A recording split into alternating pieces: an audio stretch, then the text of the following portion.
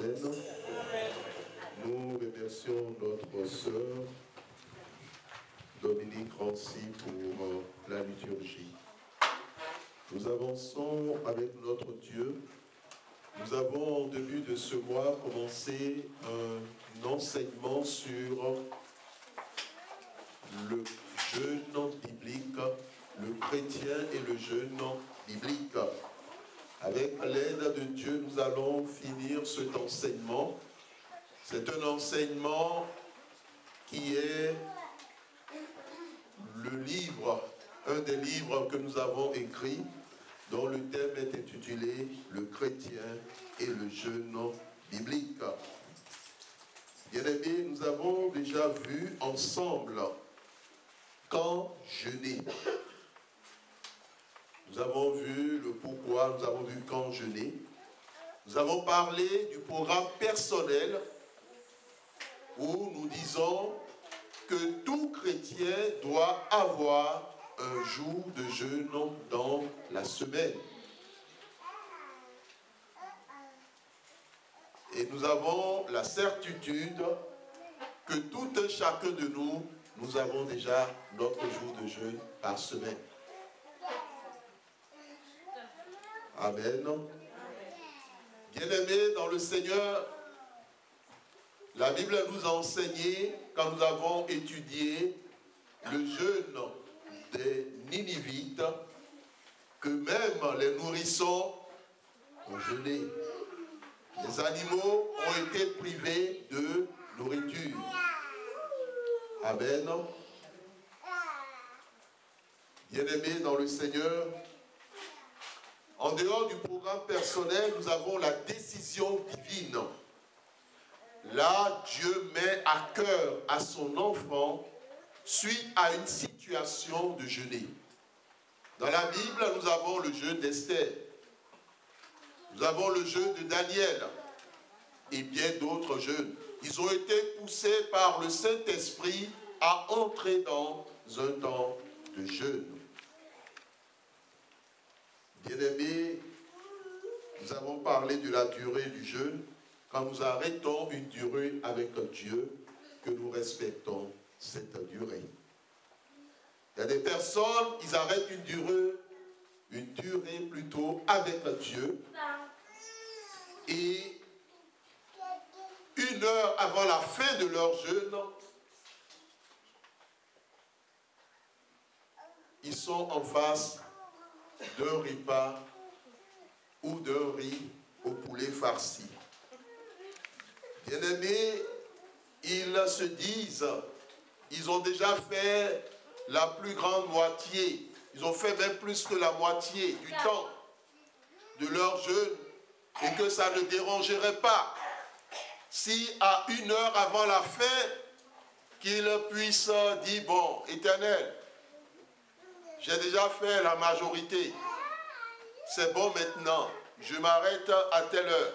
Je t'avais dit telle heure, mais maintenant je vais manger. Bien-aimé, lorsque tu arrêtes quelque chose avec Dieu, va jusqu'au bout. Cela témoigne de ta fidélité vis-à-vis de l'Éternel. Amen. Aujourd'hui, nous voulons aller dans comment jeûner. Comment jeûner. Et comment jeûner avant le jeûne, nous l'avons abordé ensemble. Donc nous vous rappelons cela. Nous avions parlé de ceux qui oublient et qui mangent ou qui boivent. Ceux qui oublient qu'ils doivent jeûner ce jour-là, et c'est lorsque le café arabica est déjà dans l'estomac, qu'ils se rendent compte que, ah, aujourd'hui, j'avais un temps avec Dieu. Ou c'est lorsque le chocolat est descendu dans le palais de la gorge, qu'ils se disent, ah, j'avais un programme avec Dieu. Nous avons dit que si cela t'arrivait, il est vrai que Satan dans son coin serait en train d'applaudir. Mais tu as toujours la possibilité de te tourner vers l'Éternel pour lui demander pardon. Que tu jeûnais, mais tu as complètement oublié et tu as mangé. Tu lui demandes pardon, tu demandes à Dieu de te racheter de cet acte qui a consisté à manger. de briser le pouvoir de la malédiction associée et de reprendre, de continuer le jeûne avec toi. Et lorsque cela est fait, ce sera la honte pour l'adversaire. Amen. Et nous disons que cela est ce à quoi Dieu nous invite. Ne soyez pas surpris que lorsque vous jeûnez dans votre famille et qu'une personne, parce qu'elle sait qu'elle ne veut pas jeûner ou bien ne veut pas aller jusqu'au bout, elle fera semblant de commencer avec vous. Et vers une certaine heure, elle va prendre quelque chose et elle commence à manger. Et la seule chose qu'elle attendra, c'est que vous lui dites, mais mon frère, mais ma soeur, mais qu'est-ce que tu fais? Tu sais quand même que nous jeûnons aujourd'hui. La personne s'attendra à cette réponse et à ce que vous lui disiez, bon, comme tu as déjà mangé, on ne peut plus rien faire. Non. Aujourd'hui, tu as reçu l'enseignement. Tu lui diras, va devant Dieu, va prier. Amen. Va recharger, va te réconcilier avec l'Éternel. Donc ne soyez pas surpris qu'il y a certains dans des familles qui le font exprès. Parce qu'ils savent que quand on les verra manger, on dira, bon, c'est pas la peine, c'est bon, tu peux te jeûner comme tu as déjà mangé. Si un enfant vous joue ce tour-là, dites-lui d'aller prier. Et elle continue ou il continue le jeûne. Amen. Et nous l'avons dit, ce n'est pas une obligation. Dans une famille, quand quelqu'un ne veut pas jeûner, ne l'obligez pas. Mettez la personne entre les mains de Dieu pour que Dieu parle en son cœur. Nous devons apprendre à nos enfants à jeûner. Même si les enfants au départ ne font pas la même durée que nous, au moins qu'ils apprennent cela. Lorsque nous laissons cet héritage à nos enfants, ils le transmettons aux enfants de nos enfants. Amen. Avant le jeûne, l'oubli. Ensuite, nous avons parlé du combat spirituel en disant que le jeûne se prépare dans la prière des semaines ou des jours par avance. Sauf les cas où le Saint-Esprit vous dit, quand vous levez un matin, aujourd'hui mon enfant, tu jeûnes. Bien-aimé dans le Seigneur, ou le cas d'Esther, ou face à une situation désastreuse, une situation de danger, une situation de mort, une situation difficile, le peuple de Dieu entre dans le jeûne. En tant qu'enfant de Dieu, s'il t'arrive dans tes rêves ou dans ton sommeil d'être confronté à un esprit de mort, il ne faut pas attendre que Dieu te dise de jeûner avant de jeûner. Amen. C'est une nécessité. Parce que les morts n'ont rien à faire dans le sommeil des vivants. Tu es confronté à cette réalité, tu jeûnes. Tu es confronté à un mari de nuit ou une femme de nuit, tu entres dans le jeûne. Et tu demandes à Dieu de mettre fin à cela. Amen. Tu es confronté à une difficulté financière, ça c'est pas dans le sommeil. Tu entres dans le jeûne et tu demandes le secours de Dieu. Amen.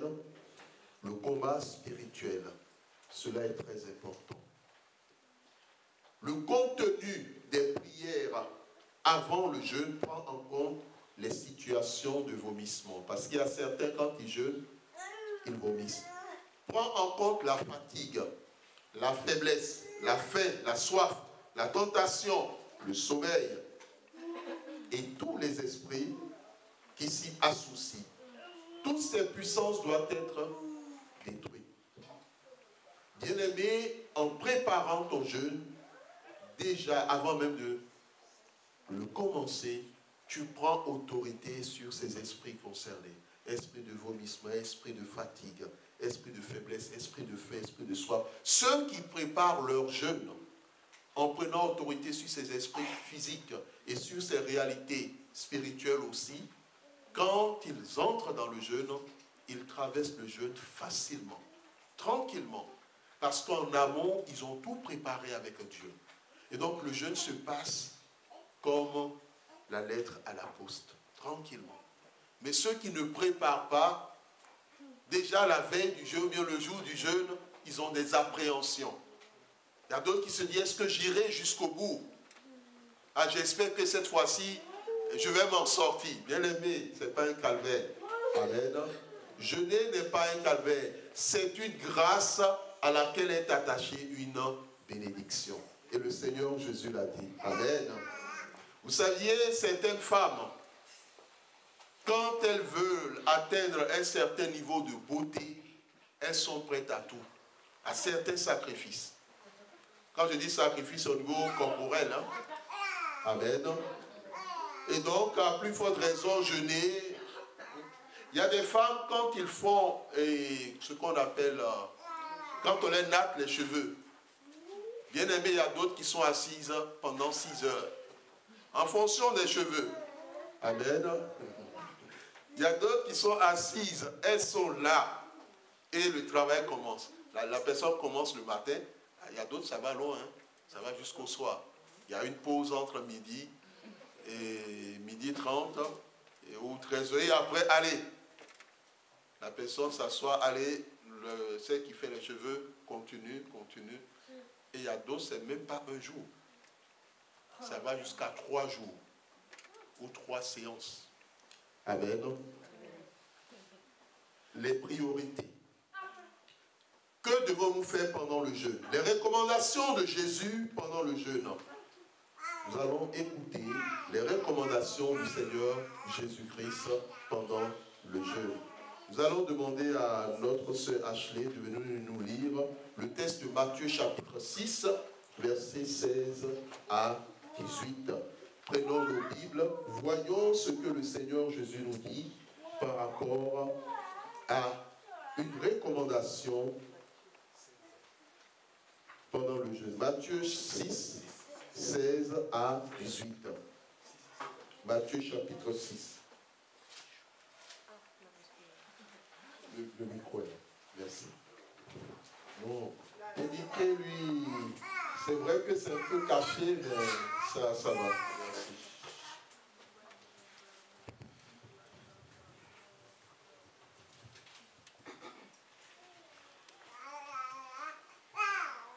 Matthieu 6, 16 à 18.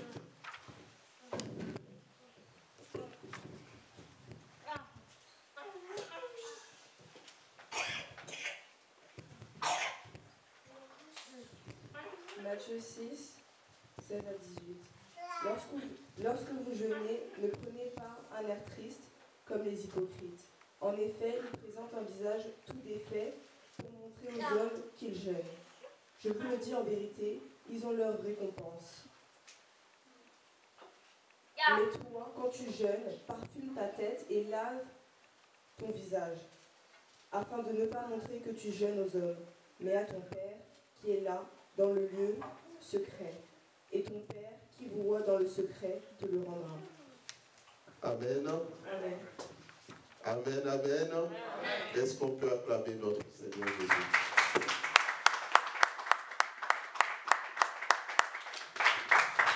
Amen. Donc, lorsque tu jeûnes, ne prends plus un air triste. Amen. Le jeûne est un moment de joie. Quand tu jeûnes, sois dans la joie. Que l'on voit le sourire sur ton visage. Que l'on n'ait pas l'impression de quelqu'un qui est fâché. Mais la joie. Pas la pitié comme quelqu'un qui a perdu non. Ou quelqu'un qui va au cimetière, non. Tu es dans la joie, pas d'être triste.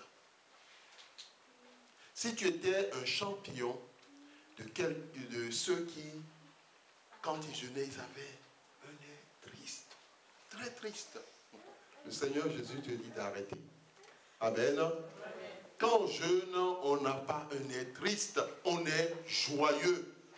Il y a certains qui gardent l'air triste pour qu'on leur pose des questions. Mais pourquoi, mon frère, pourquoi ma soeur est dure? Ainsi. Oh, tu sais, je jeûne. Il y a des gens qui aiment ça. Oh, tu sais, je fais le jeûne d'Esther. Oh, je fais le le jeûne de Daniel. Je veux faire le jeûne, j'ai commencé le jeûne du Seigneur Jésus. Bien-aimé dans le Seigneur, pas d'être triste. Désormais, quand tu jeûnes, sois joyeux. Amen. Parce que Jésus qualifie ceux qui ont un être triste d'hypocrite. Peut-être c'était un être triste sans savoir que ce n'est pas l'attitude que le Seigneur attend de celui qui jeûne. C'est la joie. Ton visage ne doit pas être défait. Cela veut dire que Dieu ne refuse pas que l'homme prenne soin de son visage ou la femme prenne soin de son visage. Le visage ne doit pas être défait. Amen. Parce qu'il y a certains, quand ils jeûnent, il y a d'autres même qui ne se lavent pas. Quand ils jeûnent. Je ne sais pas où ils ont lu ça. Bien-aimé, quand tu jeûnes, la Bible dit, ton visage ne doit pas être défait, donc ton visage doit être impeccable. La joie, tout est là. Il ne faut pas montrer aux hommes, à qui que ce soit, que tu jeûnes. Mais quand tu es marié, le mari dira à sa femme quand elle a un temps de jeûne. Et la femme dira aussi à son mari, à tel jour, je compte être dans la présence de Dieu. Sachant que la Bible dit que lorsque vous jeûnez, dans le cadre du couple, les gens doivent s'abstenir de tout ce qui concerne les relations au niveau de la sexualité. La Bible dit que ceux qui prennent un air triste, ceux qui veulent montrer qu'ils jeûnent, ils ont déjà leur récompense. Et cette récompense ne vient pas de Dieu. Mais toi, quand tu jeûnes, n'aie pas la tête, quand il s'agit d'un homme, d'un rastaman. Il faut te peigner. Il faut que la tête vraiment soit impeccable parce que le temps du jeûne, c'est la rencontre avec Dieu. Amen. Quand tu vas rencontrer un chef d'État, tu te mets dans une certaine disposition. Quand tu veux rencontrer une autorité, même ceux qui vont pour de l'embauche, sur le plan professionnel, ils ne portent pas n'importe quoi. Il y a une tenue qu'ils portent. Tout simplement parce que ces choses comptent. Le Seigneur Jésus nous dit que cela compte lorsque nous jeûnons. Et comme le Seigneur nous l'enseigne, peut-être que des gens ne le savaient pas. Mais il y a la possibilité de se parfumer la tête. Habituellement, les gens ne mettent pas le parfum sur la tête. Mais au Moyen-Orient, dans la culture juive, quand on fait tout, on se parfume la tête. Amen. Amen, amen. Amen. On se parfume la tête. Et ça ne veut pas dire que désormais il faut remplir les cheveux de parfum. Hein. Sinon, ça risque d'être très délicat. Au lieu quand on lira avec que ma soeur, que Dieu te bénisse, l'odeur du parfum. Bon, même si les gens veulent parfumer leur tête avec modération. Amen. Sinon, on n'aura que l'odeur du parfum tous les dimanches. Bien-aimé dans le Seigneur, la Bible nous dit, quand tu jeûnes, parfume ta tête et lave ton visage. Afin de ne pas montrer aux hommes que tu jeûnes. Donc, quand tu jeûnes, ne le dis plus. Le secret. Sauf dans le cadre du couple. Ou au niveau de la famille, tout le monde sait que tel jour, on jeûne. Mais il ne faut pas, avec le micro, sans fil, hein, et sans micro, je jeûne aujourd'hui. Non, ne le fais plus. Parce que la Bible dit que lorsque tu ne le dis pas, ton Père qui est là dans le secret, il te voit. Et qu'est-ce qu'il fera? Il te le rendra.